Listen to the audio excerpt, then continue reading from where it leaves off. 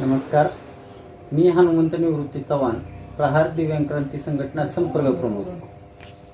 आदरणीय प्रहार संघटना संस्थापक अध्यक्ष आदरणीय बच्चूभाऊ कडू यांच्या विचारधारेतून ही आमची प्रहार दिव्यांग क्रांती संघटना अख्खा महाराष्ट्रभर चालू आहे.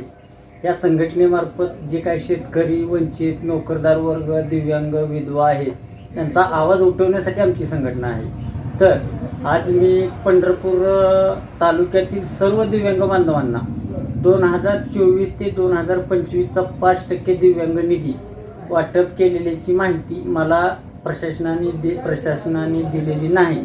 तरी प्रशासनाला जो काही संबंधित अधिकारी आहे 2024 ते 25चा जो दिव्यांग निधी वाटप न केलेल्याची माहिती न दिलेल्या अधिकाऱ्यांवर कारवाई होण्याबाबत व आता चालू आमच्या पंढरपूर तालुक्यातील 2025 ते 2026 मधील दिव्यांग 5% निधी वाटप करण्यात यावा.